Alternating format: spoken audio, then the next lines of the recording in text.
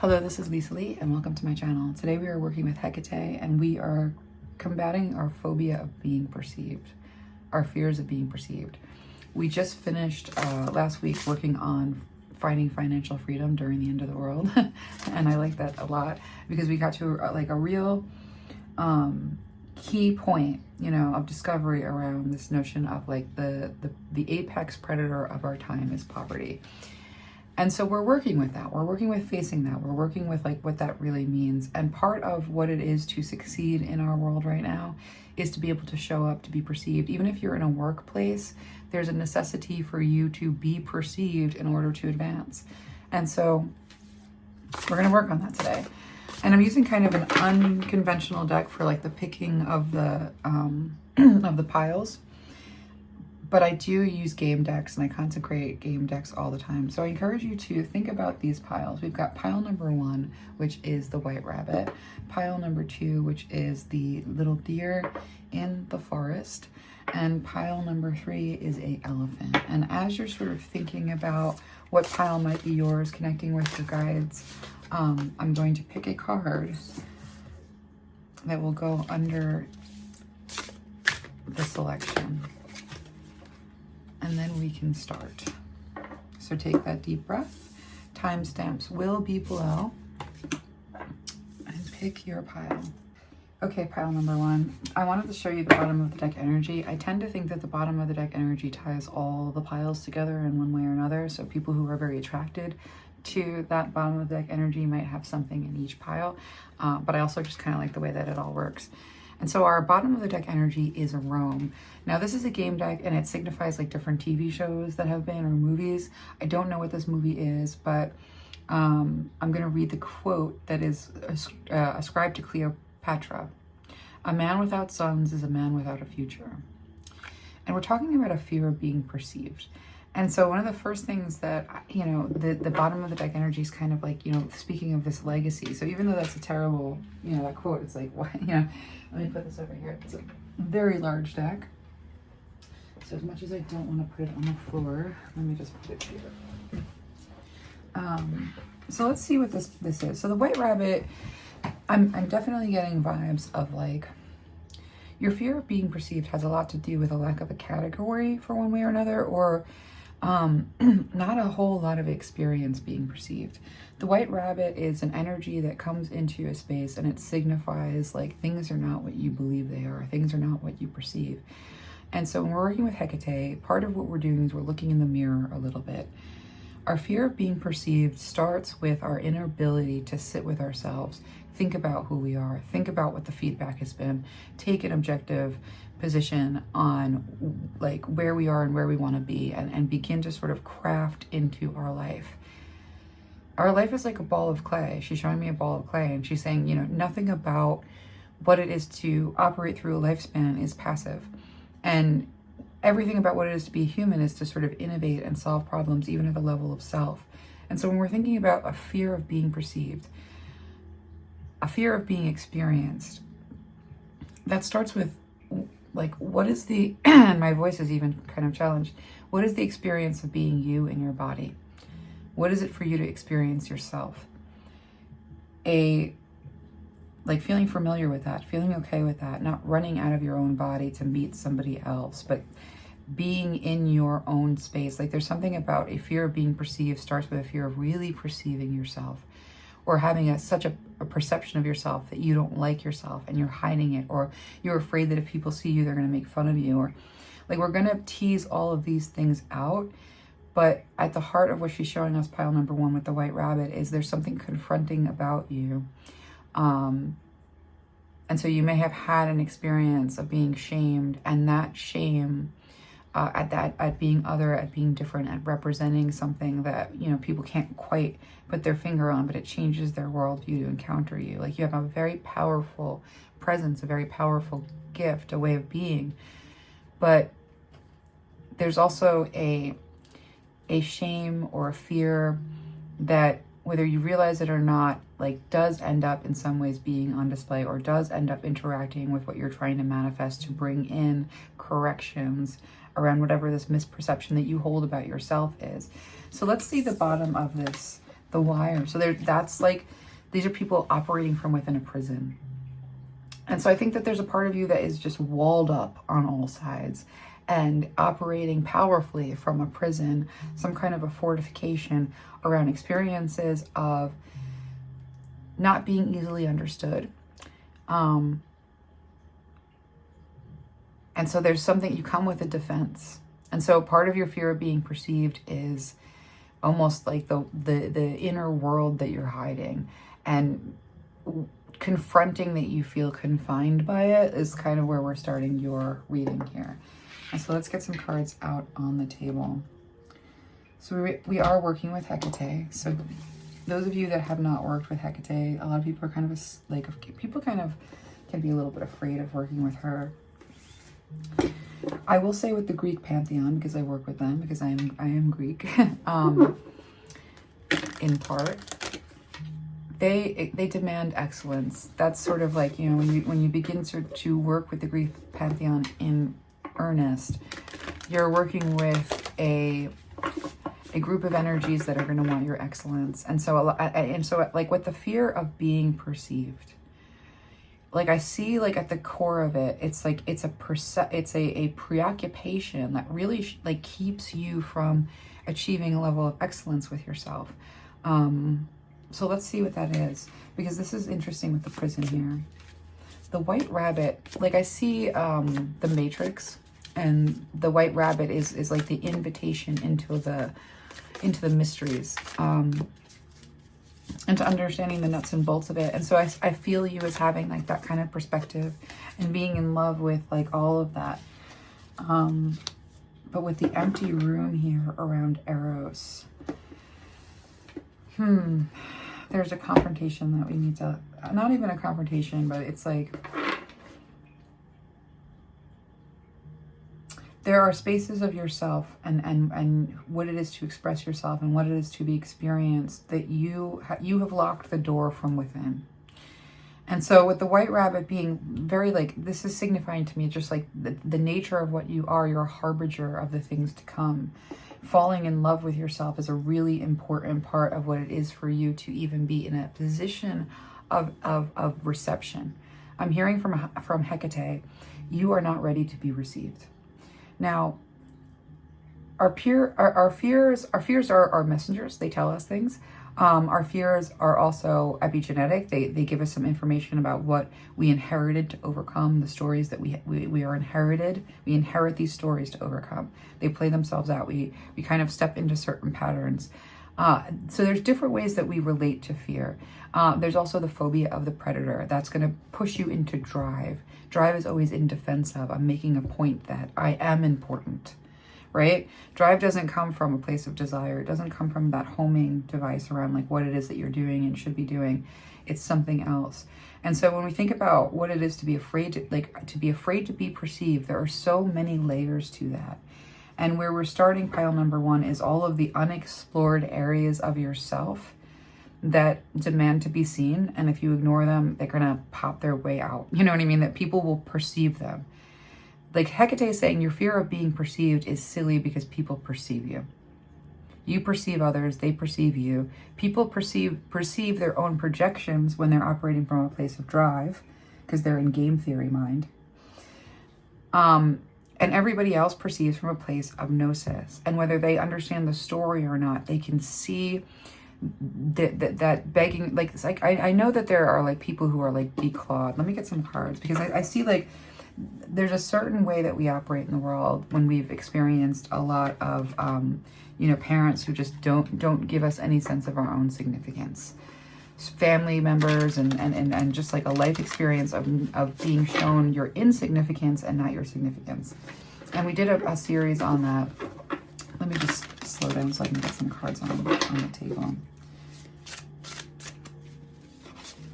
Yeah, this is a pile that suffers from what it means to feel like you lack significance. So she really is showing me a prison yard. Hecate is showing me a prison yard, and she's showing me in the prison yard there are certain politics. So we spoke about the world that we're in, you know. So she's saying there's certain politics in that prison yard, and being the toughest and being the smartest and being 5 steps ahead of everybody else, and having a part of you that is ruthless, that is able to show up when you really need a defense. Like this existence from within, like your, like she's saying, like your perspective on the world is an inner world that is a prison. And that prison politics of defense and strategy is like, it's she's saying that like, wow, this is really interesting. It keeps you from exploring. It's an empty room that like keeps you from really exploring what it is to, let me just kind of slow down. There's a lot of information coming at me at once with the trickster card.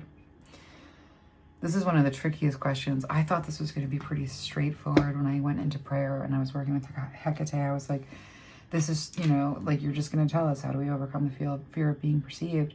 And in some ways, like the fear of being perceived is like a spectrum. It's much broader than just like a snapshot.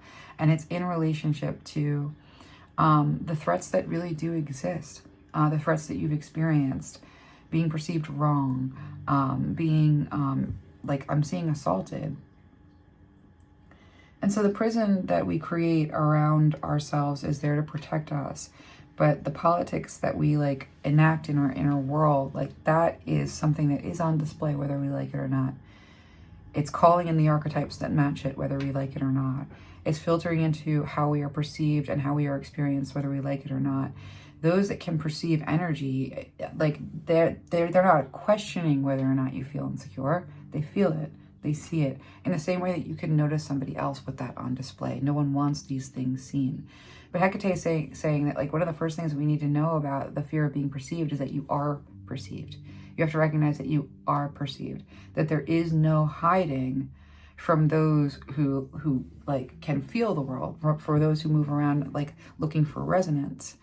And those that are operating in the masquerade, those who are wearing the masks, those who are putting on a performance, those who are running from themselves, like with all of their life, they're operating in a prison where they're not spending time in that contented emergence, you know, seeking out the guides that, like, what is that inner world doing? Is that inner world a place of strategy and defense? Is that where the compass is always pointing? Because part of the fear of being perceived is operating in a fear of being perceived every minute of every single day as just literally the operating system. There are walls in every direction. To get in and out, you have to go through checkpoints. That's not a place of confidence. That is a place of extreme fear. And if that is base camp, if that's the space of like the operating system, it's understandable because the white rabbit is delicate, beautiful, hippity-hoppity, cute, little, and represents a downfall of what everybody else holds up as the standards that they live by. Yeah, that's not a small thing. And so there is this, like, you offend the world. There's something about you with, like, within the prison yard, there are these people that's where their life operates in this tiny little petri dish. And their significance and their importance come around in this, like, tiny little petri dish. They keep it's contained. And so what about your experience of the world demands being contained, demands like a contained environment at all times where you know where the checkpoints are, you know when the guards come when, and like when you go inside and when you come outside, and everything is measured at like a meter, like I feel it like I feel like an actual like a rhythm. And so there's a call here out of your fear of being perceived because the guide here, like I'm seeing this also as like a door out of that prison yard. And so if the fear of being perceived is you operating from your inner world as a base camp within a prison yard where the walls all around you are carefully monitored at all times for like every little thing, then there's a very big fear of being perceived. There's an enormous outsized fear of being perceived. And what it means for you to emerge from that prison is to begin to operate from a place that is contented. Now, that empty room here, like this, it's like a ticking clock. Tick, tick, tick, tick, tick, tick, tick, tick, tick, tick, tick. you're driven, you're running out of time. Like how you, like that one, this one, that one, this one, like, you know, where's your safety? Where's the this? How do you get your needs met? What are you going to have to give up? Who's in charge of what? Like, where are the resources? How are they allocated? That's the reading that we just ended. Freeing yourself. It's financial freedom at the end of the world. That was last week's reading, and that was last week's work. And that just said that, like, being stuck in drive is precisely this condition of that prison yard. And so if you are driven by a need to protect yourself, driven by a need to protect everything that you're doing, driven by a need to understand 10 steps in every direction ahead of the time, who's coming where from when, if that hypervigilance, which is completely understandable, is there, then we're not even really getting near what it is to be perceived, because we have to take down the prison walls, and we have to be able to step out. We have to be able to emerge. Contented is a place of peace. It's a place of security. And I don't think we have that for you. I think we have this place to, like, we have to guide. We need the guide, right? And so with Eros is about a type of falling in love with your life and yourself, and falling in love with love and the desire to be desired, and operating from a place of desire. I almost heard the word white fragility when I picked up this bunny. So I'm going to let it out because I'm channeling, and this is what we do. But there is something here to white fragility. When this bunny, I have to watch the words I say with a censorship being what it is, but you guys caught it, right? And so this bunny rabbit, you know, like there is this, there's so much in that. I could unpack that for decades, but we can also look at it and say, okay, this is a fear of being perceived at the level of so little experience with who you are, that's where that imposter syndrome feeling comes from. You know, not perceiving yourself first means that you're definitely afraid of being perceived, because what are others going, whatever other people are projecting on you, you're adopting, because you don't have that core sense of who you are. So I'm going to say that again because I think that's really important. The fear of being perceived comes down to so little experience spent sitting with yourself, perceiving yourself, that you are catching every projection aimed at you as something that is true and having to defend against it. That's where we need to begin to take those bricks out of the prison wall. That's where we need to begin to, like, knock down that. It's like a fortress with you. I can feel it. We're in that space. Because this trickster is saying that you're not safe. And you're not even having the time or the energy or the ability to begin to explore these empty rooms within yourself that have so much for you to discover, like literal universe for you to discover. And the process of falling in love with yourself and falling in love with your life, and knowing that you really have a protection mechanism. You are fast. You are agile. You sense things like this is, the bunny is not defenseless. Otherwise there would be no bunnies. But the bunny's defense comes in a different form than, say, like the tiger's defense. And guides and being in tune with your guides is sort of strengthening all that it is that you are. And that in service of that work, you then are stronger in circumstances where you need your greatest strengths. And so I want to work with you in terms of this trickster energy. I want to get some cards. Let's take a look and see what it means for you. Because there's two parts here. There's you need to be with yourself. You know, like fear of being perceived starts with, I'm afraid of perceiving myself. Because again, you are not subject to the projections of others if you know who you are. Therefore, step number 1 to overcoming a fear of being perceived is getting really clear on who you are. That means experiencing yourself alone in your house, like thinking, but it also means experiencing yourself in social environments that aren't that comfortable. Because again, we advance through being perceived. There's not another way to go. So, you know, you deserve to have the experience of being experienced and experiencing others. And so you have to do that uncomfortably a whole lot before you kind of overcome how uncomfortable it can be. You know, when it comes to phobias and lack of experience, we approach the thing. And so you experience yourself in doing work that's harder than the work that you want to do. You experience yourself trying to create something that it's not easy and you don't know what you're doing. It's too hard. And you experience yourself in pursuit. You get dopamine, not from the outcome. You get dopamine from the doing it, right? And so when we look at the emergence here, you know, there's a call to begin to participate in what it means to be in that space of rooted reflection around, like, sensing yourself, feeling yourself, having a sense of self.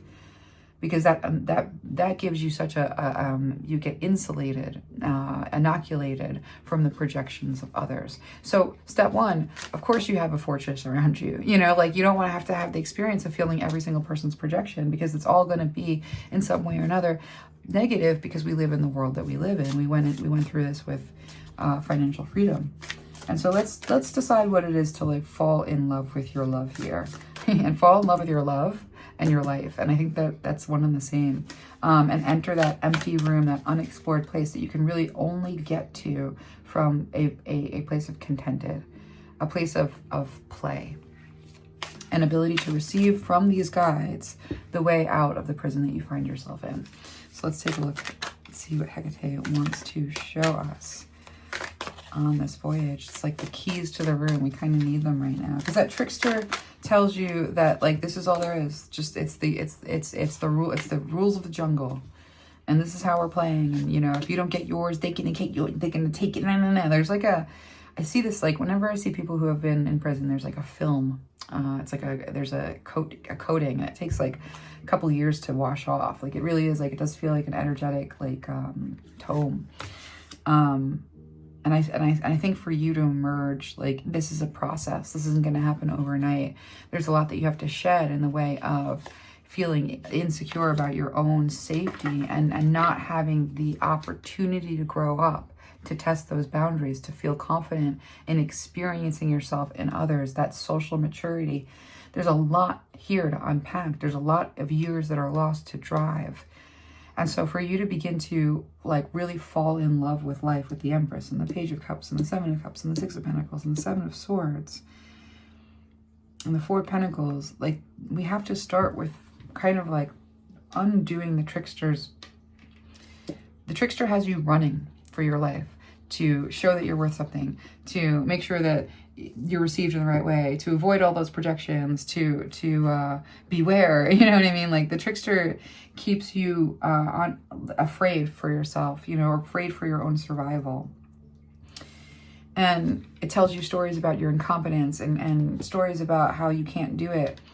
All the things that are in the way. And I said this in the last reading, I think, somewhere in one of the readings, I recognize the phrase. It's, if your radio is tuned to all the reasons that you can't do something, if the radio station in your head is playing at the level of all the reasons that you aren't enough, then you're basically feeding yourself a steady diet. You're conditioning yourself. You're actually like, that's I'm being shown religious dogma. That you're adopting a dogma on your own capability that is keeping you in that prison. And there's something about the prison that serves you, or else like this wouldn't be going on as long as it is. And that's this feeling that somehow that this is contained, that this is safe. And so, you know, Hecate is inviting you into a very different perspective. Four of Pentacles, you are starting from a place of having to make strides. You know what that means? That you are not perfect yet, and you're never going to be perfect. And so when it comes to being perceived, you want to get really comfortable with being perceived imperfectly, with doing things imperfectly, with being silly, with being wrong. And when there's really high stakes, you know, part of being strong is you perceive yourself, right? So I know that this is really hard. I'm going to try and find language around, and I kind of have to like slow down to get there. There's three things that she's showing me. One, people perceive you no matter what. So make sure that that inner space, that yard, you know, you got a prison yard. Okay, first make a garden. Make a garden out of it. And then brick by brick, you begin to let people in. And that comes from a different perspective. That's not, I'm trying to outrun, you know, like the judgments of others. That's not, I'm trying to correct people like misunderstanding me. That's just you build your garden. You let people like in, they feel it, they see it for themselves. Like the experience of you speaks for itself. So fear of being perceived is you are perceived first. So don't be afraid of it. Just accept that it's there. You are perceived, you are felt. The inner space that you carry is what people experience when they experience you. Now, step two, make that inner space a really nice place for yourself. And there will be others that will feel that it's a really nice space. But acknowledge that if it's not a nice space for yourself, then that's that Four of Pentacles. We need work. We need to do some work. Because the only thing that's important is that inner space is a good place to be, because that's what you get. That's what you're working with for eternity. And so we really invest in that. And that is also what's on offer to other people when they encounter us.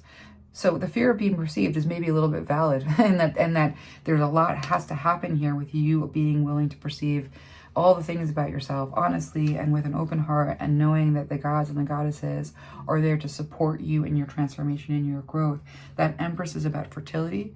That Empress is about having mastery in all the mastery in the words that you choose, mastery in how you manage your emotions, mastery in what it is for you to take your passions and your interests and make them like carry you, and give and fight for them and fight for your place in the world. It's a mastery over like earthly stability and financial freedom, right? So this is what's on offer here with the Page of Cups. Your guides are like, this is what you have. Like, you are beautiful, you are lovable, you are worthy. There's whole arenas of your experience that are unexplored because you are a prison guard in the prison that you lock to keep yourself in. And the world of all of those energies within that you kind of manage. This emergence here is a process of discovery with the Seven of Cups. There's a lot of ways that you are yet to experience yourself. So there's a lot that's on offer that you're not even making whole decisions about. And with the Six of Pentacles being about reciprocity, give and take, generosity, what you stand to experience when you first experience getting that inner world to a place where you feel like, okay, it's a garden that I'm building a garden, not Fort Knox. Fort Knox has rules, it has regiments, it has tyranny, it has like a little bit of supremacy. It's like, it's dilly-dallying. It's like, that whole like area where we, hate ourselves and like we can't go over there. And, like it's a lot that goes on, in that inner space, and you can't stay there forever. Part of the garden is going out to develop, experiences that you bring back, and you plant these little seeds, when you start to build towards what you want. And so I don't want to beleaguer this too much. Sometimes I go really long. I want to get a little bit more. I want to move this beware and this trickster out of our way and move into falling in love with your life and getting out of that prison and beginning to emerge. It's a one step at a time thing. It's acknowledging that there are whole arenas of experience that you have not had. I want you to go back in time, etch a sketch. We're going back to like 10th, 11th grade. The entire world is before you. You can do anything that you want. You're going to have to like learn the hard way that certain things certain doors won't open, but the world is your canvas, and there's all these opportunities. Four of Pentacles, that's like the starting point. Queen of Cups, like you have something really beautiful on offer in the way of mastery with the way that you feel and what it is to relay that. Your guys want you to start spending some time with these gifts as enough, and they want you to put the radio station on I am capable, and they also want you to know that people can see you, and so make sure that there's nothing that you're hiding from yourself. People can see you, they feel you, no matter what stories you put out, no matter what you're slinging, like because of the experiences that you have with others and the feedback that you get. Sometimes it's a really horrible experience, the white rabbit confronting people with like a difference, But getting used to that, understanding like the role that plays, feeling no shame about it, really stepping into like, I know who I am. I perceive what it is that I do and the way that I affect people. And I love myself, and I love the way that I express myself, and I love the things I love. That's your shield. Now you can go out. If that's not there and that's not ready, the fear is telling you something. Now, if you have that and you're still afraid of being perceived, there's still a process of discovery. This is Hecate saying like, well, there's a whole arena of strengths. There's a whole arena of experiences that emerge when you come from a contented place and begin to put down the battle. That Seven of Swords is defense. It's a battle. Don't perceive me wrong. Don't look at me like that. Don't feel that way about me. And with the agape, like you are loved, you are adored, your guides are leading you out of that place and into a place that says, I really have a lot to offer. I may not be there yet because there's so much that I have to discover, but I am in love with my role in the world as the archetype that comes in and heralds change, as the archetype that confronts. And even if I'm not appreciated and seen in the way that I want to be appreciated and seen, my connection with myself tells me that there's more to life than other people's proper appreciation. There's the experience of what is on offer here with the Empress. So let's look at these opportunities. Because Agape says that the guides love you, that the holy love, like it's just like the love of the universe, like exists in everything that it means for you to step out of that defense and into a place that says, I'm, like your guides are saying, you're working towards provision, not salvation. You're not looking for somebody else or something to save you from the need to show up. You're not looking to be saved from being who you are so that you can be somebody different. You're looking for provision, to discover what's on offer through the way of experience. And the presence of grief comes up when we haven't had a single experience of proper mirroring, which I understand is here. That empty room says, I don't know who I am. I don't know what people think of me. Everything I see in the way of a reflection is without grace. It's without compassion. It's some competitive something. And Hecate is saying, like, this is a call to, like, stop focusing on that. Again, we have a radio station that is tuned to your own powerlessness.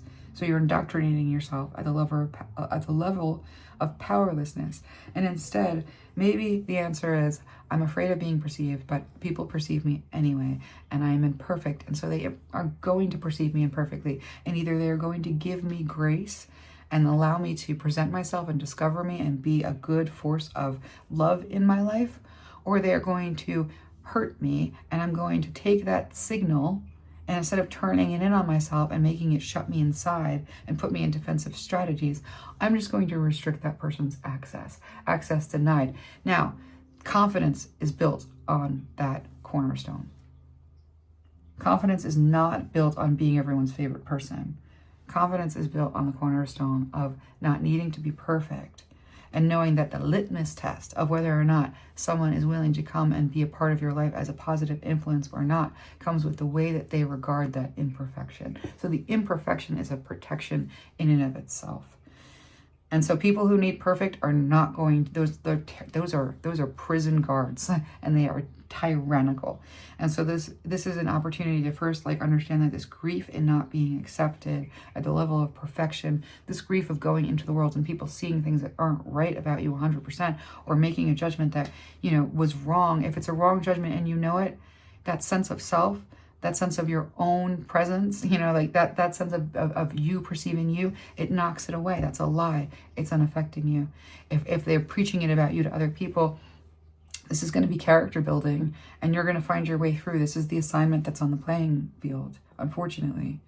But you're stronger than that, and you're going to connect with your guides, and you're going to connect with your sense of self, and you're going to begin to build in. You don't build in defense of others. You build in a garden, and then you begin to put on display. People can see you.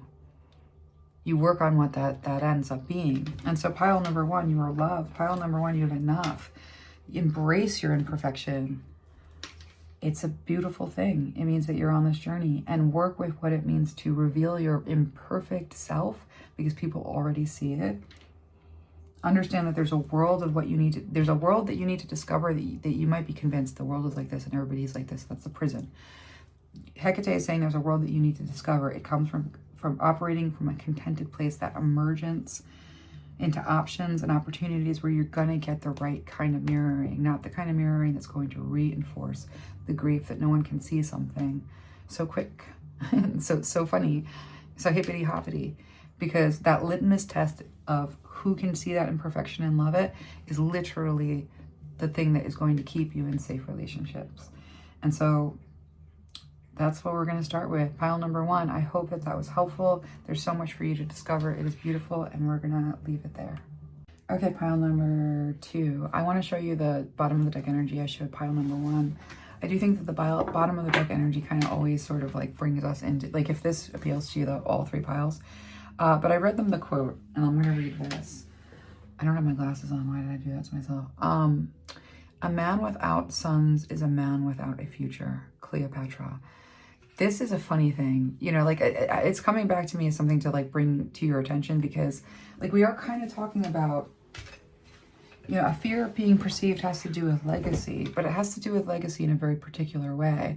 a fear of being perceived, and it's like holding yourself to a standard of Rome, right? Like, and I don't know why this has to come through this way, but it's like holding yourself to a standard of legacy at the level of everyone sees me, everyone considers me important. Like, I am a king, I am a hero, I am a warrior, I am high atop the thing. Like, there's a standard that is set of, like, you know, that is considered like a standard of excellence. And when we work with the gods, like, their standard of excellence is very difficult. Yeah, it is. It's very different too. Wow, like that came out. Let's see what that means with Hecate. That standard is very difficult. Standard is, okay, let's find out. All right, so pile number 2, I love this the deer, the beautiful deer in the forest, and your card here is Empire. Well, that makes sense. Yeah. And so the Empire is kind of the opposite of the beautiful little deer in the forest. And so I think that we started with looking at this idea of legacy with Rome. And I actually want to read the blurb on that. I'm not dying. This ain't my goodbye concert. Ain't no farewell, man. This is my comeback concert. Because I'm about to come back like the phoenix from the ashes. I'm going to rise up from the dead like Jesus. I'm your Messiah. Lucius Lyon. So I don't know what this movie is, but like what I'm getting from this quote and what I'm thinking about in terms of legacy is that you do have to have there is something big in the way of a phoenix rising for you. But your guides want you to think about this as being more specialized, because the deer in the forest is like this sweet little Bambi energy, like frolicking, so happy and beautiful. I think that that's kind of where your spirit, that's your spirit, is the most beautiful nature creature. I almost see like like, it's not, what is that? It's like a nymph. I see a nymph, right? And so there's this quality that you have that is like a nymph. But when you like think about like being like a nymph born to an empire, your guides want to set it straight in terms of helping you realize that a big part of a fear of being perceived is almost like there is some drive, like that you have to be seen at a level, like you have to have a certain legacy that might, like I almost see someone putting on a mask, like, and I want to kind of look at that. I want to pull that in. I want to see what that is. We talked about drive, right? And so drive is going to be the predator within that is hijacking your potential in order to get you to be a puppet to like prove your worth when your worth is already there without a question. And so I think that when we think about the standards that we set for ourselves, or the way that we think of ourselves as being significant or insignificant, like that's kind of where we see like your failure of being perceived is, what if there isn't some big significance? What if you try and you do and you put your heart into it and you put everything on display and then it doesn't translate into the position that you're expecting? Sometimes we don't want to be perceived because we don't want to challenge a perception that we can do it effortlessly, you know, by putting in the effort. And so with the deer here being so different, you know, like I feel like you got like these two energies. It's almost like a monkey in a china, or what is it, a bull in a china cabinet kind of an energy. Of like this high volume drive, like I'm going to prove to everybody, you know, that I am worth something, that I am significant. And that's like, and somehow that's hijacking like your very real natural expression, which is much gentler. And it's backed by nature, and it's really beautiful. Imagine if you, like, I can kind of feel like you are this sort of like a nature nymph. Imagine forsaking that to be a soldier. So the fault line here is like, you know, there's some sort of breakthrough, especially with the gem. The gem is like one of my favorite cards, because the gem always tells me two things. That the value that you hold is like hard, like, you know, it's the gem is like created in like a very hard, like intense environment, because I see the rocks, you know, this is like a diamond is like under pressure, and the gem is this very interesting combination of like power and beauty, but hidden deep in the earth. It needs to be sort of excavated. It's those rocks are like, they just look like rocks on the outside here. Oh, this is not a good example. I'll show you exactly. You know, this just looks like a rock, and then when we turn it upside down, there's some gem there. And so there's this way in which the quality that you hold and that you have on offer, in some ways there's a thicket around what it is to, like, you know, fear of being perceived in large part comes from hiding hiding your value. And I think the value is that like soft underbelly, that nymph. And so let's get some cards and see where Hecate wants to take us, because there is a breakthrough here to be found. Like the strength, yeah. Like I'm just seeing like the strength that is, because that gem is strong. So the strength it has, like that it has required you such strength to develop the beauty that you have on offer, that you are, and strength of character, you know, strength of beauty, strength of wisdom. And I feel like you're out of place in some ways. You feel out of place. And so let's get some cards.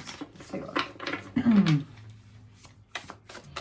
Let's see what Hecate wants to bring through for us. We are working with Hecate today. The Knight of Pentacles is one step in front of the other. Like, I feel this with you. I feel you are, like, I feel Hecate saying, I am gentle with you. Believe it or not, I am very gentle with you.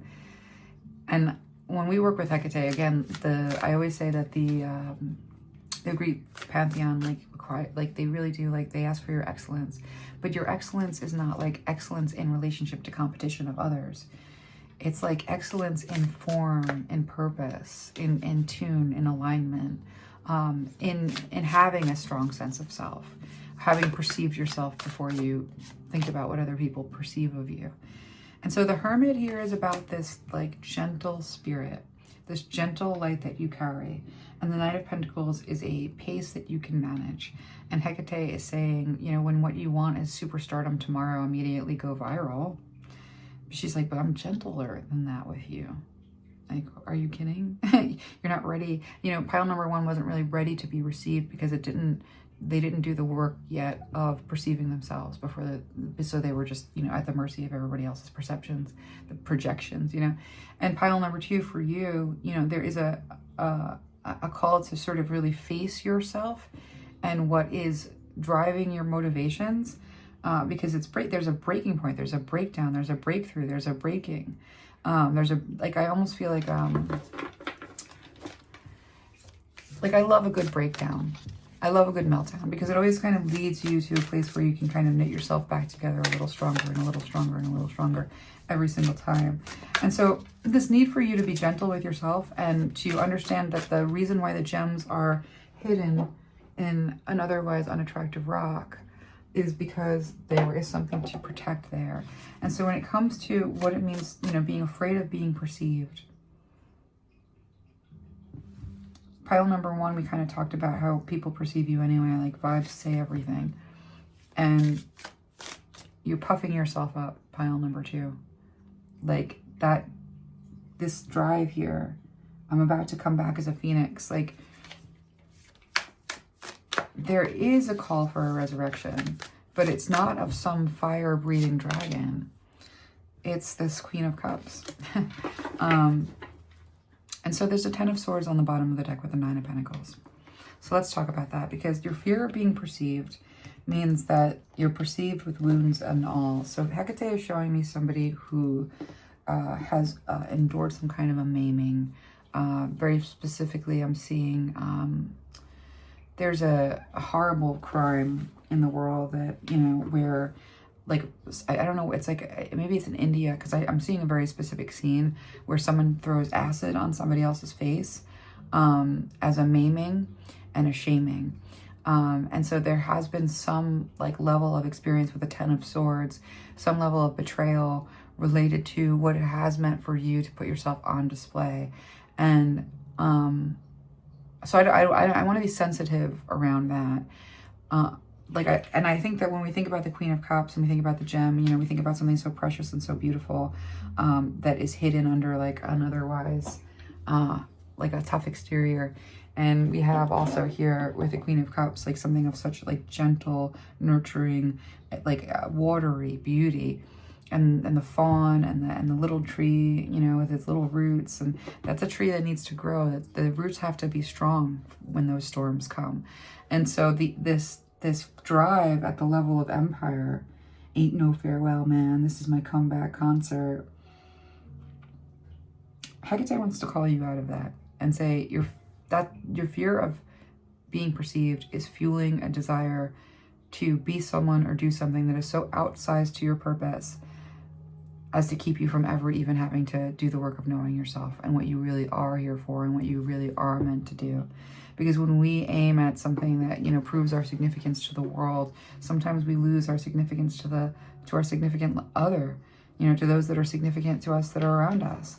And so that Knight of Pentacles, that gentleness, that Hermit, that little light of mine, I'm going to let it shine, that Queen of Cups, a deeply sensitive soul.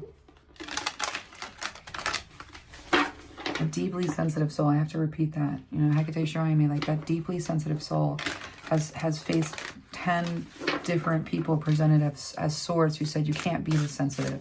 You're not allowed to be this sensitive. You can't react. You're overreacting. There's a lot there, and that makes you have to take hyper control over the way that you express yourself, because God forbid you were too much for somebody else, right? And so let's take a look and see. And actually feel the sting of that, so I have to speak to it. Growing up with a parent that didn't have enough energy to give you anything meant everything that you needed was perceived as a pain, as a nuisance, as a reason for them to cry, as too much, as a failure at the level of God. And so we have to understand that your failure of being perceived comes with you actually having needs. And no matter what, those needs are going to show up. And so I actually feel like your fear of failure has a lot to do with fear of having needs, that being perceived as, so when you're little, you were perceived as having needs. So your experience growing up in being perceived was one where perceiving you and being annoyed by you were one and the same. But that's not your fault. That has nothing to do with you. That is a parent who is absolutely burnt out, for all the different reasons, unable to give you anything. Every need that you have, every experience that you had of being perceived, and that's always as needs when you're little, was one that was like shamed at the level of like, you being perceived costs me. It costs me too much money. It costs me too much time. It costs me too much energy. It costs me too much strain. It costs me too much frustration. And so there is that wound there with the Ten of Swords. But speaking to it is sort of the beginning of what it means to us to start to really heal it. So the sunset means like the sun going down, and the weight of it all. At the bottom of the deck, coming back to this notion of guides.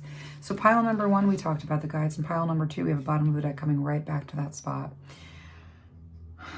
I think you have to be guided out of this. I think you have to open yourself to a understanding that all children are first perceived at the level of need, and that part of what your fear of being perceived is so profoundly is that if you cry out because you're hungry, if you cry out because your stomach hurts, if you cry out because you need a new pair of shoes, if you cry out because you need help with your homework, being perceived is just to be punished for existing.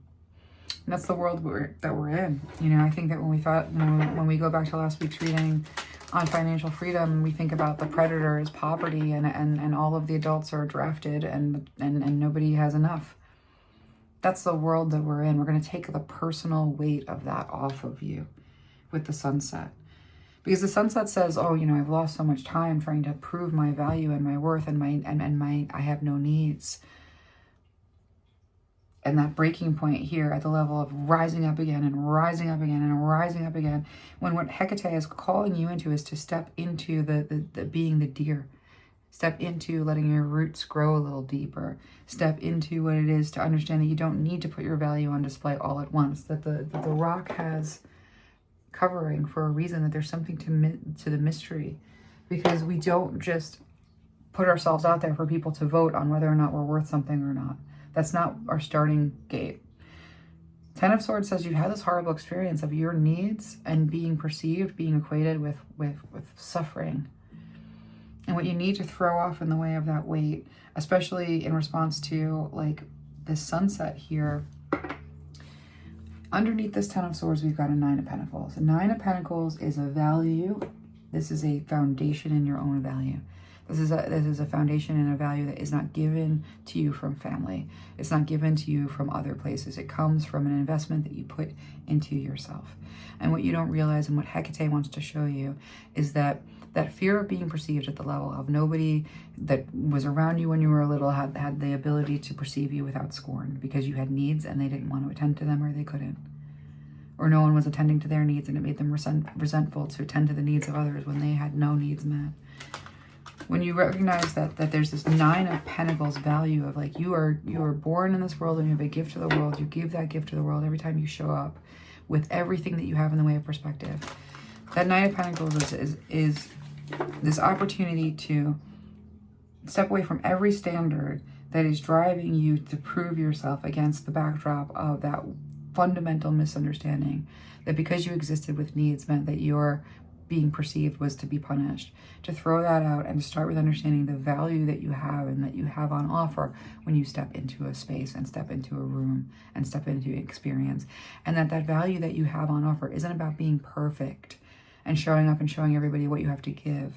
It actually comes in the imperfection and the sort of cobbled together and the way that you are unique against every experience that you've ever had, so that the perspective that you bring is fresh and that your sort of presence is kind of balm with the Deer card here.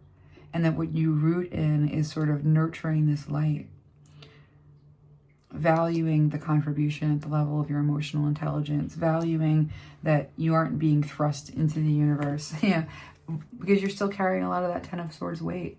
And the sunset says that the sun has gone down on some part of your life or some arena here, and the need to be guided out of this, like a kind of a shut down place around being perceived. If I haven't been perceived as beautiful yet, it's not going to happen. If I haven't been perceived as lovable yet, it's not going to happen. If I haven't been perceived of value yet, it's not going to happen. That's the weight of the sun going down. Hecate wants you to relieve yourself of it. It is 10 of Swords. You know, first you have the experience as an infant. Nobody wants to feed you, and you experience your need with scorn, and therefore being perceived as painful, and you don't want to have that experience. So then we have a whole childhood of not being, your needs not being met because you're able to endure the neglect. Then we have a whole adulthood of trying to prove your worth because of the very fundamental core of you being perceived is a punishment.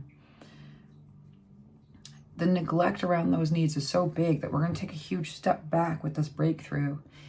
And we're going to step into being perceived is not being scorned for having needs.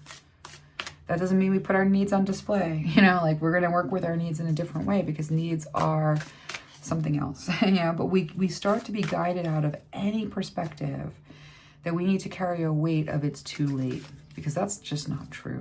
That is like a false value system. That's saying that there is like some window where you can like be seen and appreciated and loved because you're in the apex of your bloom and you're glown up and you have all of the trappings of you know, beauty and smarts and coolness to get you where you're going. That's like that need to be good enough for a comeback, you know, when you've always been here. And what it is to attend to what it is to always be here is to bring yourself into a place of a sense of significance. That 9 of Pentacles is this value that you carry having established yourself on your own. That's not easy to do. You know, that is really difficult to heal on your own. And so that 9 of Pentacles, pacing yourself, that mosaic, let chance play its creative role in your life. That Hermit, alone time but not lonely. And the Hex, be still and allow the enemy to reveal themselves. Yeah, with the compassion for others. I love the enemy that's revealing itself in this reading. The enemy that is revealing itself is a belief that if you have a need, if you experience a need, you know what a need is? You know, when you become an adult, it's like you feel like a need is an imperfection. And so when you feel like you have to be perfect, it's because you feel like you can't have any needs. So your fear of being perceived is so layered, and that like it comes from having a need that somebody else didn't have the wherewithal to provide for. And then at the core of you developing a belief that to be perceived was to be annoying, to be perceived was to be in the way, to be perceived is to make somebody else have to do something that they don't want to, they have to feed you, and then scorn and shame. That's the enemy that is revealing itself. And so let's begin with some compassion. One of our guides out of this like feeling of like having to show up 150 million % instead of just showing up you comes from wrong messaging. And so that's the enemy. So we undo that enemy. Now the new message that we bring in is that there's so much to develop. When it comes to this breakthrough, you don't have to aim for a perfection that is the star, that is the high atop the thing, that is the worthy, oh, so worthy, whatever it ends up being. It's not about that kind of positioning. Is there anything more beautiful than a little deer in the forest at dawn, which is where we're going when we like let the weight of this sunset go? Is there anything more absolutely stunning? What a sight, what a gentle force of nature that stills everything in its presence. What a value. What a gem. It's not a dragon bursting into flames and its wings rising out. That's a different sort of thing. And so for the society that you have been living in to tell you that's the only thing that's worth anything, what a lie. So we start there. Being perceived is not about a dramatic entrance. Think about when we come upon a group of deers at dawn eating in the meadow, like, whoa, what a presence, what it is to be perceived. Think about first pile number one, I'm going to bring that advice in here. You're going to spend time with who you are, your presence.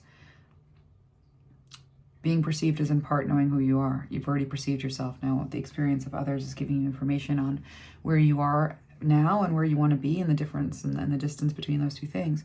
But the second thing is, what is it to perceive yourself in holiness, in grace, in beauty, when you take off the trappings of a mandate that says to be significant, to be important, you have to put on a display. Because both things are showing up, and one thing is much more in tune with who you are and what you're being guided to do, and the other thing is something that is like you're afraid to be perceived because you can't do that. You can't make it as the phoenix. You're not going to burst into flames, so why even bother? What power is there in just being, a deer in the forest? Well, the power of like everything that is floored with the stillness, the beauty, the tranquility, the essence of that energy. Because that is the love that you deserve, that is the love that you need, and that is the love that when you receive it, it feels like you're receiving love for being you and not receiving love for trying hard enough and being the Olympian. Because those are totally two different experiences. And so pile number two, what I think is really beautiful about, where you are guided is you are guided to, first of all, recognize the value of what you're holding and having survived being basically neglected by everyone. 10 of Swords, that's a betrayal at the level of unmet needs. You bring yourself to the people, you bring yourself to the situation, you perform as the most 100% bestest friend, bestest lover, bestest everything, and then there's some sort of like, it's not enough, right? It's not enough. And your needs are scorned. And so this is where your guides are saying, like, having survived that, having sort of become the powerhouse that you are, having this gem that is yet to be revealed. It's not meant to be spectacular. That's okay. And not until you're ready. The deer like creeps out, like, just at that perfect moment, but when the light is doing those things where the dust sort of dances, like, it's like the fairy hour. And so I invite you into a place of compassion and putting down the fight, putting down the defense, because the hex here, be still and allow the enemy to reveal themselves, is a false sense of self based on an experience that had nothing to do with you, that you didn't cause, that you don't deserve, and really in some ways doing away with the word deserve altogether. Because if you're caught up in deserve, you're still trying to sort of make up for it, to deserve your needs met. And that's where we have to, like, that's where the enemy lives. We're going to untangle that bond. That's like a bond and a binding. You are worthy of love. End of story. It doesn't matter how you are perceived by others yet. First, we're going to perceive ourselves, get strong in that. The deer in the forest is powerful, is gentle, is sensitive. And if you make too much noise around it, it runs away. And that's the loss of the person who is like literally making too much noise. Those who are not for you are not, you know, like I almost see you like playing in a pool where you're making like big splashy noises and like, you know, like enacting the phoenix, and you're like a little deer, and people are like, I don't know what's going on here. And you're like, well, this is the only thing that's important. And your guys are saying, you know, what they're leading you away from is some need of significance at that level, because it's always going to be a 10 of Swords experience. You're never going to get the peanut gallery to give you a sense of your own value if you are enacting a play and putting on a production of significance based on the world's position. And that's going to be like, you know, media, like who's cool, who's not. When all of what it is that you have to offer is this real quiet power. And that's nothing about that is anything other than divinity, beauty. And it's not all you have to offer. It's a brilliant, beautiful thing that you have to offer. And if you find yourself kind of like collapsing under a realization, what if all you have to offer is like a stillness and a beauty and a holiness and a fairy hour. Like there's no all you have to offer kaleidoscopically, like you're everything and everywhere. But like, why is that a challenge? Why is there this moment of challenge around a purpose in the world that isn't a spectacle? Because that fear of being perceived almost like comes down to a fear of failing. And it's a fear of failing the spectacle. And the spectacles is like a trap, right? There's justice here for you. In a way, you know, it's funny, I don't have my glasses, and sometimes I do that, yeah, with the moon. You know, I feel like there's the Chariot here, you know, kind of is speaking to like a distance that we have to travel away from what has been kind of established for you in terms of like goals and arrival, and, you know, this is what it means to make it, this is what it means to exist. Because this last line on the card that we have here is insane, right? It's I'm about to come back like a phoenix from the ashes. I'm gonna rise up from the dead like Jesus. I'm your Messiah. That's insane, right? And so, like, your sense of a self, like your sense of self-importance has been negatively 10 of Swords affected by neglect, right? And so we kind of covered that initially. And so we're just gonna, this moon card, this inability to like perfectly see that your goals are really attainable one step at a time, that the gods are really gentle with you because you're super sensitive, you know, because you're a sensitive tool, you're a sensitive energy, and that the Hermit here, there's solitude, alone but not lonely. It's refining something so beautiful. Don't curse the life that you've been given or the experiences you've been having, because there's something that is being born of that is part of this mosaic, and that there's a co-creation between the person that you are and the person that you want to become and the circumstances that you find yourself in. And there's a creative interplay with all of that. And so you're invited into that creative interplay, like slowly, as a process of self-discovery, because being seen in a certain kind of way and having that be the only way that is worth something is a tyrannical demand that is unbefitting of your glory. And so, you know, this compassion here is like, have compassion for yourself in this process. Understand that there's a 10 of Swords circumstance to find a place of forgiveness and relief with. The hex is to somehow think that you have to prove yourself to be worthy of being seen and understood. That you have to have the type of reception that isn't, you know, sensational.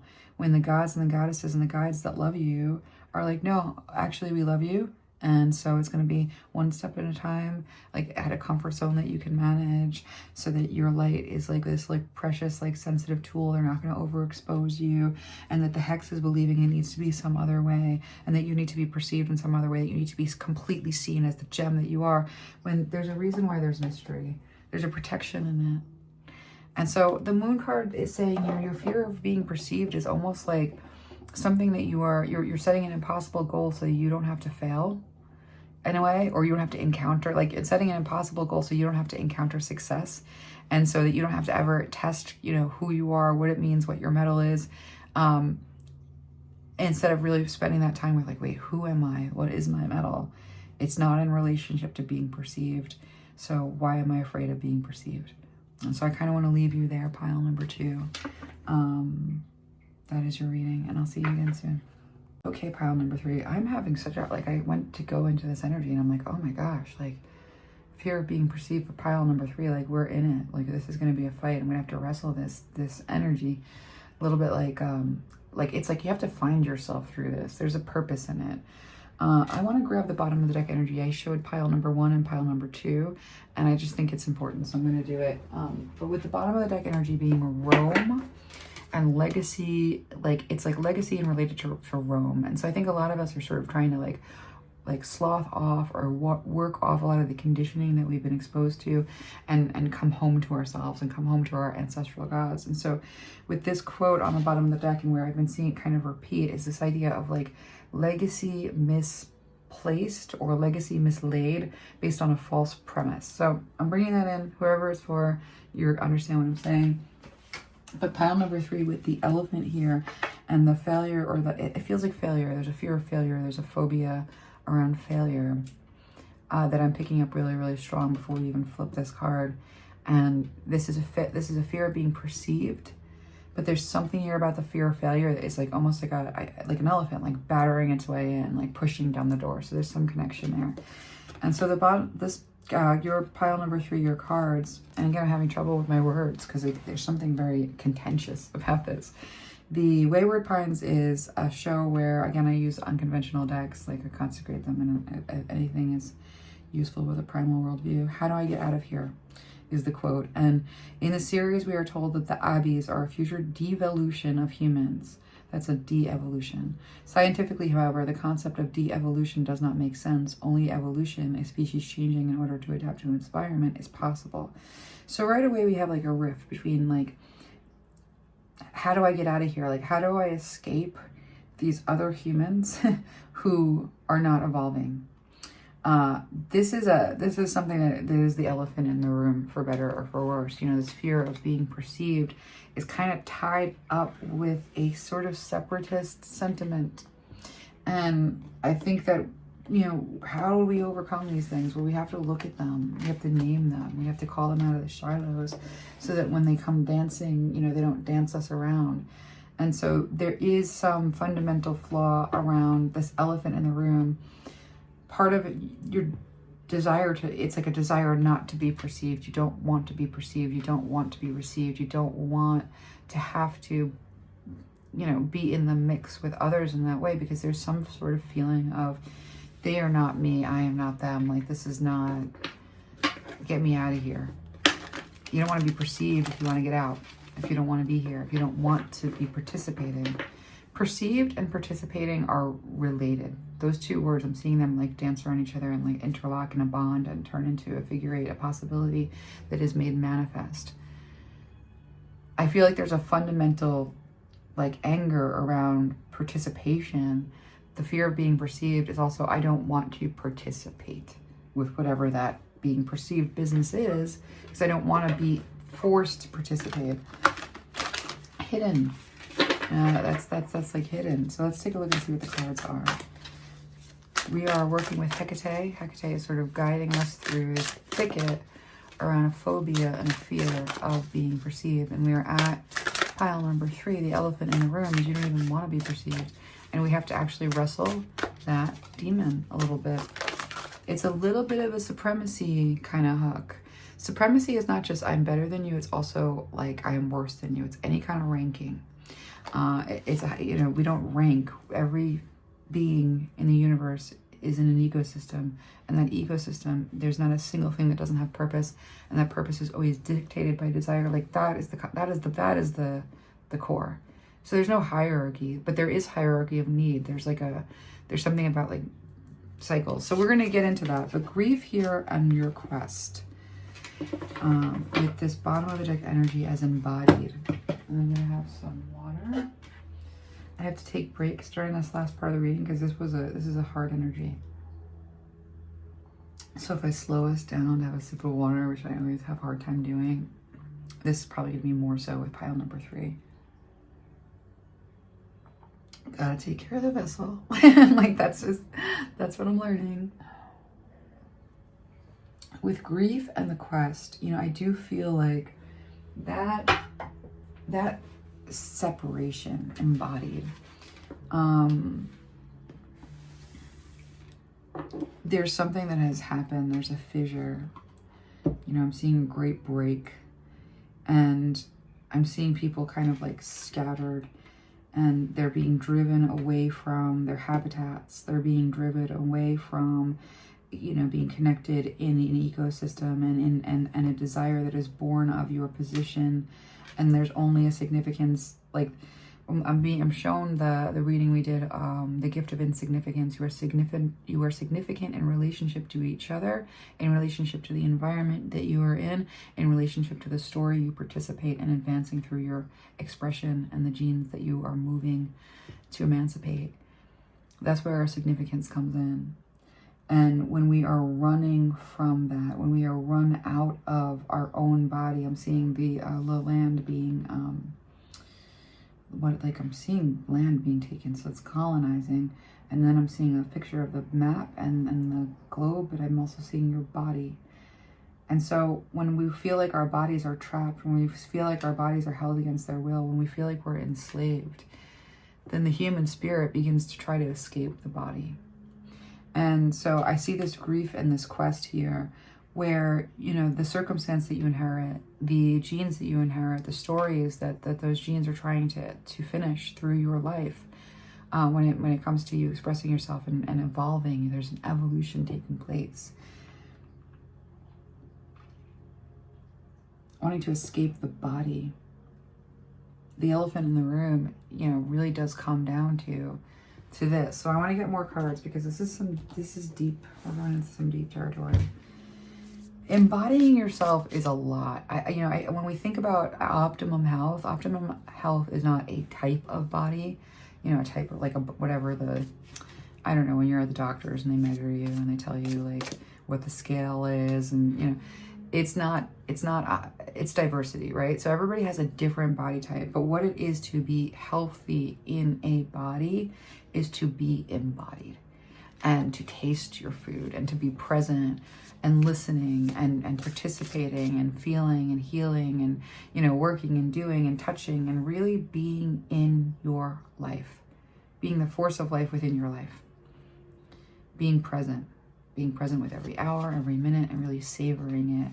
And there's something here about that this orphan, I felt this grief in this orphan when we're taken out of our habitats, when we're taken away from our ancestral inheritance in the way of stories, in the way of a coherence and a sense of self in the community that we came from, the communities that we came from, and our bodies become, and this came up in Financial Freedom, when our bodies become the crime scene. Then creating home at the crime scene. There's a domestic violence at play here that we keep seeing. And so that orphan with the wayward pines and that grief and that quest, you know, our quest here, the elephant in the room is to sort of reunite with nature. The elephant in the room is to reunite humanity itself. And step one is really working on the way that we feel separate, the way that we have deemed ourselves separate, the gulfs of separation that we feel from other people, the destroyer that comes to keep you alone and defenseless and disconnected. Embodying your work is the power of your voice. When you're forced to wear a mask that takes you out of that power, then you're driven by a perfection and by a mandate. And so one of the first things we want to look at in this like fear of being perceived is like this whole thing here about nobody is perceived. We're all orphans. Nobody is allowed to be embodied. We're all running from the crime scene. That's the elephant in the room, is that you don't feel like that's true of everybody. The elephant in the room is that you don't feel like that's true of everyone. When we're able to sort of take the blame out of it you know, I don't want to be perceived because everybody's a jerk and I hate them all and they're all so stupid and they're not worth working with, and I don't want to participate. I don't want to participate with those people. They're not evolved. They're not, they choose to be horrible. They choose to do these things. I don't want to participate in a world like this. I'm just going to opt out. There's no opting out. There's no opting out. You're going to have to fight the predator because it exists in the same way that it did in nature. Now we have it in the form of poverty. There's always a predator. We got to fight it. We have to sort of accept these tenets of life that present themselves instead of fighting with the circumstances because it shouldn't be this way. There is no devolution, means there is actually no huge separation. You are orphaned and so is everybody else. And what it means to outrun the destroyer and emancipate ourselves is to sort of let this grief, the story about, you know, being chased out of your body, not knowing where you're from, not knowing what you're supposed to do, not really even having a sense of your purpose, you know, being chased away from desire, so that, you know, driven by need that is unmet, and the way it makes you like not like the experience of being perceived because it's always in battle and at war with somebody else's need. It's not your perceived or their perceived. It's nobody is perceived. And so the mask here, taking off that mask, you know, it's not about defeat. It's about looking at this grief and saying, you know, the elephant in the room is that I'm afraid to be perceived by a group of people who are afraid to be perceived in a world where perception is dangerous. Because the stories that we tell ourselves about, yeah, like this is hard. I mean, like I just see this as being a very big thing. So let's not, yeah, I have to try to harness. Sometimes the message will kind of like overwhelm me. I'll see the shape of it and I'll try to run out of my body. I'll be like, oh, this is going to be hard. We've got a quest here with this grief. This is heavy. We've got a quest here with this mask. I don't, like, you know, I feel someone, you know, have to wrestle this demon of like, how do you re-engage with a desire to connect? How do you do that? You know, right now you feel like you have to connect or else, oh my gosh, you know, the end of the world. You don't want to be perceived. You don't want to participate because there's this grief about having to even show up and exist in a mask. And the reason that mask is there is because you don't even know what's going on here with this not feeling embodied, this not feeling like you can be embodied, this feeling of alienation at the level of body. And the destroyer that aims at you here is this orphan that is not connected to your purpose in relationship to the environment, not connected to your purpose in relationship to others, not connected to in relationship at the level of needs, not getting needs met, not wanting to participate. If you're not going to get your needs met, why should you participate in meeting the needs of others? It's a hopelessness, and it's a belief of separate, uncared for, separate, unloved. Six of Wands, but we have victories. Let's go there. Because, you know, we can identify the problem, but I don't want to just do that. Yeah, I'm really invested in, like, how do we free you from this fear of being perceived? You have to want to be perceived. You need to want it. You need to know that being perceived and participating is the same thing. And you need to know that you require being perceived in order to advance. So every fear against being perceived has to get knocked down at the level of knowing yourself. It has to get knocked down at the level of understanding why you're afraid to be imperfect. It has to get knocked down at the level of not even wanting to participate because you can't even feel the value in being connected and a part of the ecosystem and a part of the working together that there is. And that's what we're seeing here with the Six of Wands. We need victory over this. We need healing over this so that you can be met, you can be nourished, you can be seen, you can be experienced, and you can be on the path that is meant for you. And so we have a starting, an entry point here, a Page of Pentacles opportunity at the level of a quest related to your grief of not knowing who you are. And so we kind of make a full circle with this reading back to pile number one. One of the main ways that you overcome your fear of being perceived is perceiving yourself, having that perception be so powerful, that sense of self, that no one's projections affect it. It's an invincibility.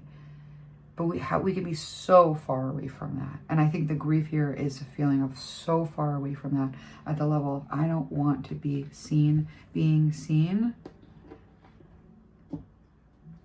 is by those people. I don't want to be seen by those people.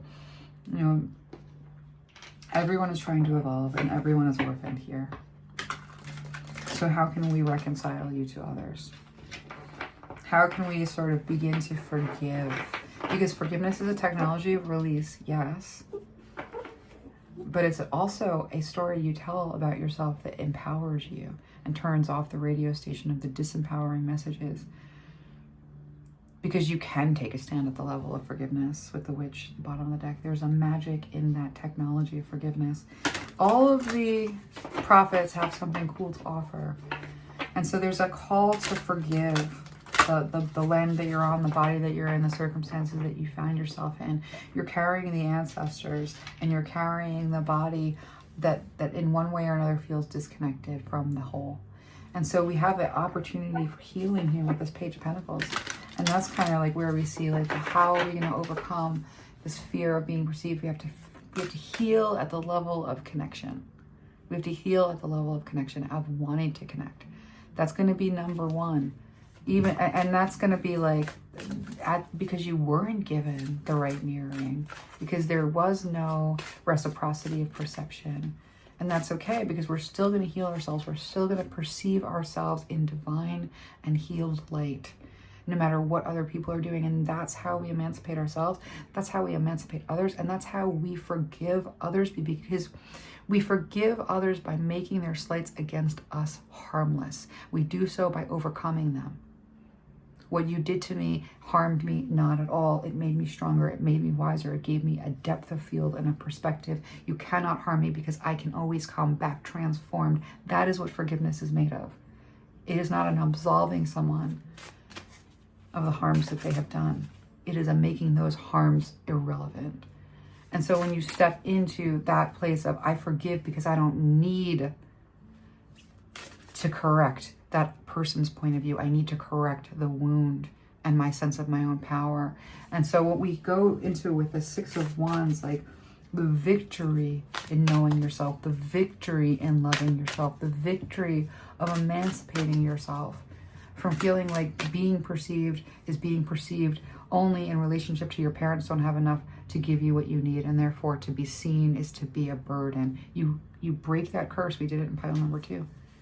And pile number 3, we break that curse and we step into what it is to overcome the destroyer at the level of picking up the orphan within yourself and refusing to let go. And trudging on a quest that says I'm picking up the grief of my unmet need, and I am going to persist in my significance nonetheless. And therefore, this not wanting to be perceived because needs are somehow frowned upon and they're a point of like status thing. You know, we did financial freedom reading where we talked about disavowing status. This is it.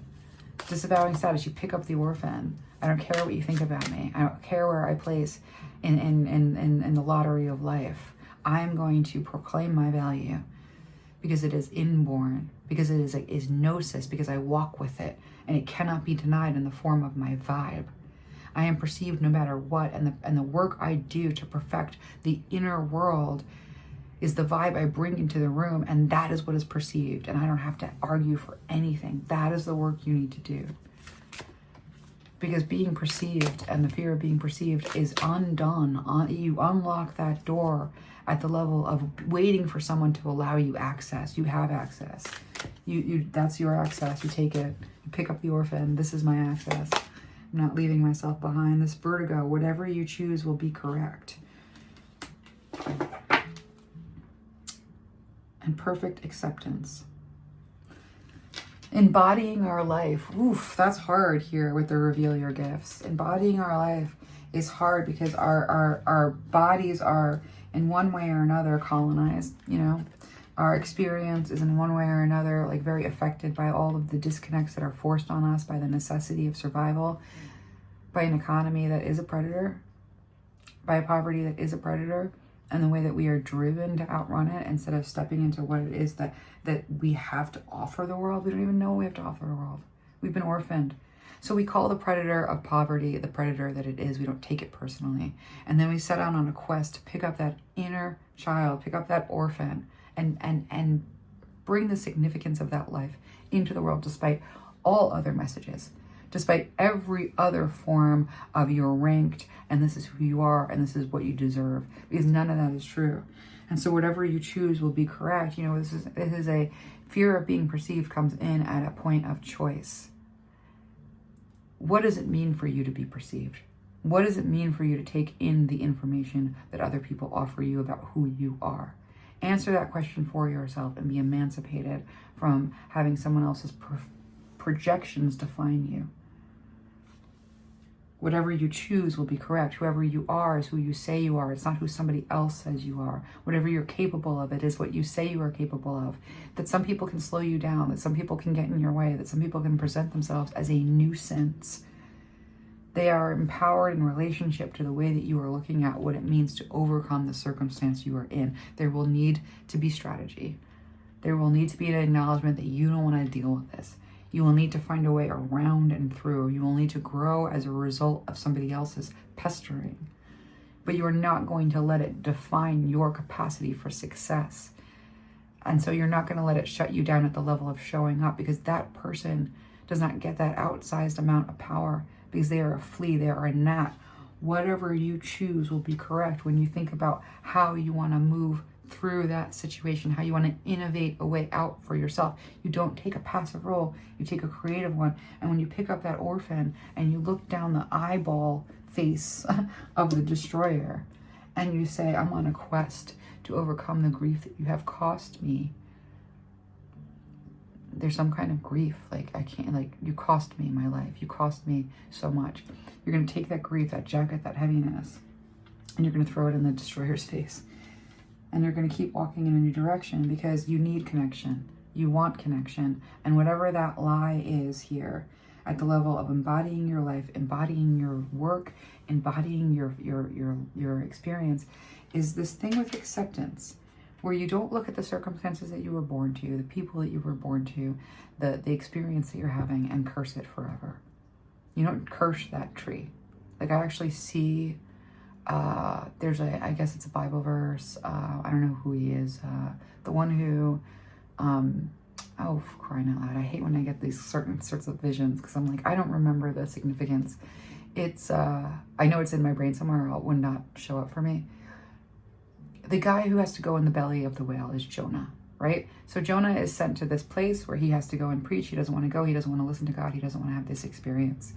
He says, no, I'm not going to have this experience. I don't want to deal with those people. I don't want this calling, 100% not. And then he is dragged because the people on the boat throw him off the boat because God keeps on attacking them. He ends up in the water, and the whale takes him and swallows him and then drives him to the shore of the place that he's been called to.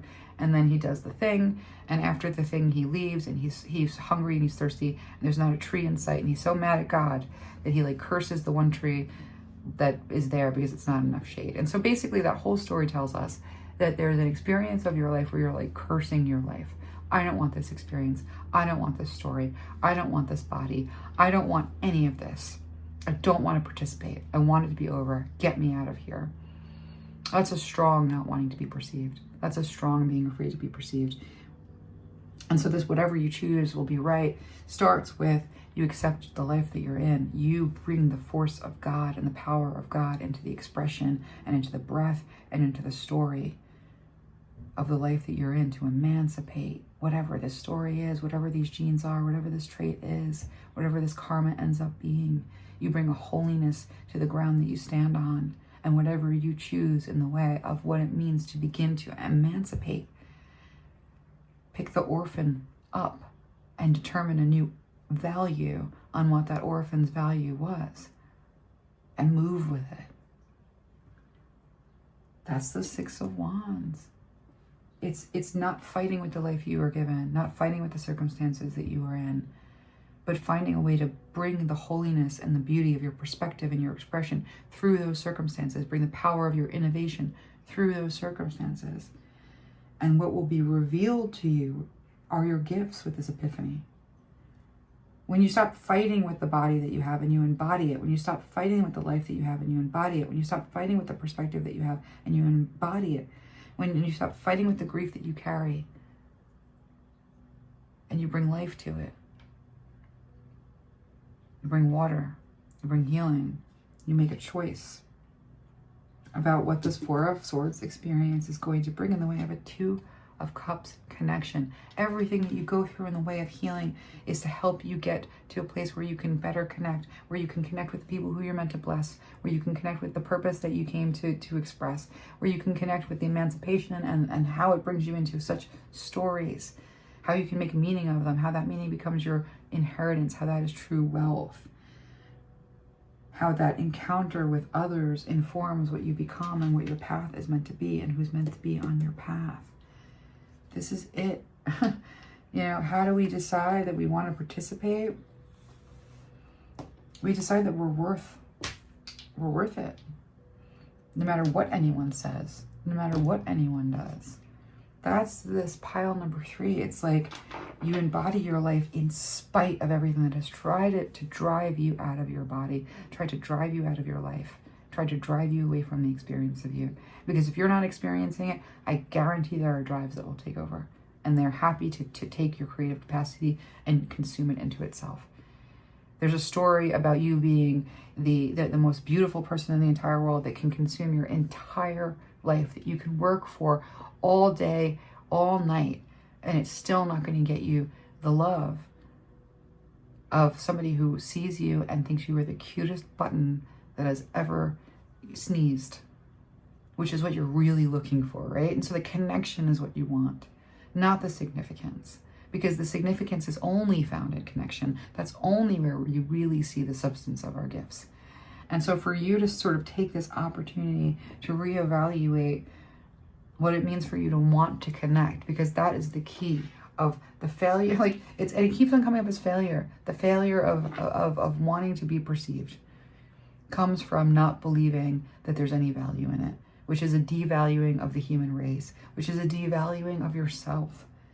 And so you're called into confrontation with, why have you devalued yourself? Well, because nobody else valued me. I was an orphan and I didn't get anything. All right, pick yourself up. You set your value and then you move with it. It is your inner space. It is the gravity that holds you. And there's not a projection that exists that's going to land and be and have you accepting it when you know who you are, which is someone who is not abandoned, because you're never going to abandon yourself. You're never going to abandon your purpose, because you see the predator for what the predator is, and it doesn't define you. Whew. Page of Pentacles, opportunity to pick up this quest. To accept our life story. We have to accept our circumstances, not so that we can stay stuck, but so that we can change them. Because not an ounce of change happens when we are running 100 miles in another direction to prove our worth. That has nothing to do with who we are. The people who become lawyers just to prove that they're worth listening to, when that's just their problem that they have with their mother. And this is an artist who is absolutely worth listening to. So this is how we can get hijacked at the level of purpose, and then that life is squandered.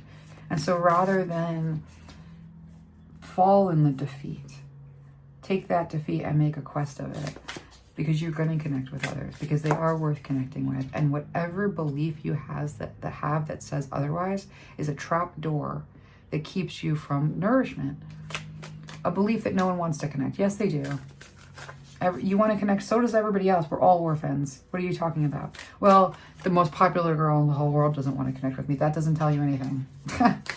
Tells you nothing. That tells you that your goals are not in relationship to what you need. That it's in relationship to status, which is, again, that's ranking, that's comparison, that's drive. Ecosystem is looking around and seeing, and that you have a funny neighbor. That maybe it's worth that person has no status. There's nothing that they're there. No, there's the life that you're in. There's an ecosystem all around you. The internet came and it took us away, and now we're all disconnected and we can't find each other. The topography, the number of people in houses, the number of people in apartments, the number of people that you interact with when you go in and out of places. The number of people hasn't changed. On the ground, it's still the same, but the mechanism of connection has. And so you're just called to plug into what's already there in the way of, how do you connect? How do you connect to the ecosystem that you're in? Well, you have to think it's worth it. Who's worth it? The lady who needs help crossing the street. That's taking time out of your busy, oh my God, I don't have it to give, I'm starving. Well, for what? Significance? Somebody needs you, and you need somebody. And the ecosystem operates to put you in orbit of those that you're meant to minister to, who are meant to then minister to you. And if we have a breakdown at the level of caring, it's because we feel like no one's going to care about us. And we're the only source of care in the world. And that's not true. All right? And so we have this retribution and we have this fertility. And we got to look at that closely. Because it's important here with clarity. It's important here with boundaries. Yes, you need good boundaries because everybody is starving and they're all going to eat your food if you just leave it. and so you need to, it's in part embodying your life, it's in part embodying your work, it's in part having a quest around what it means to pick up that orphan and have that significance be something that you travel with, that introduces you energetically because it's already there, because you have locked in and it is how you experience yourself. Taking off that mask, though, says, let me just get a little bit of water, because this is kind of hard to explain, and I do want to get it right. I love that Dear Woman is here, because pile number 2 had that energy of, it was like a soft stillness, and in contrast to what was being demanded of it. The retribution is a tough card. It's a tough energy, especially in relationship to grief and greed.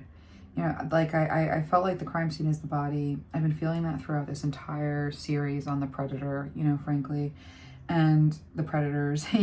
The predator within is kind of what the fear of being perceived is about. And the predator within are these false beliefs about what it is to be alive, what it is to bring ourselves into the world, what we're capable of, that shut us down at the level of never even trying. And so when we see this retribution here, I feel very powerfully, even though deserve is a funny word, I feel very powerfully that you, more than anyone, deserve a loving connection, deserve a bounty of loving connections. I feel like I could cry right now.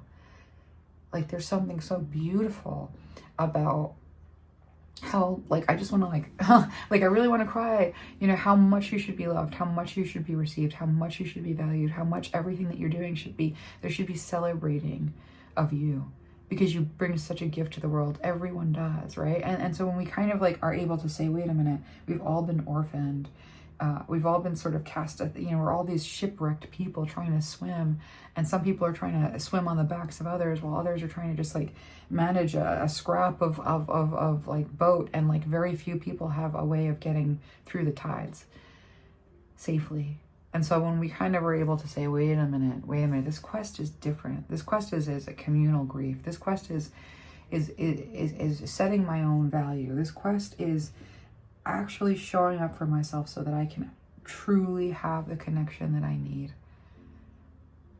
You're worthy of immense love, and Hecate is saying it's there for you.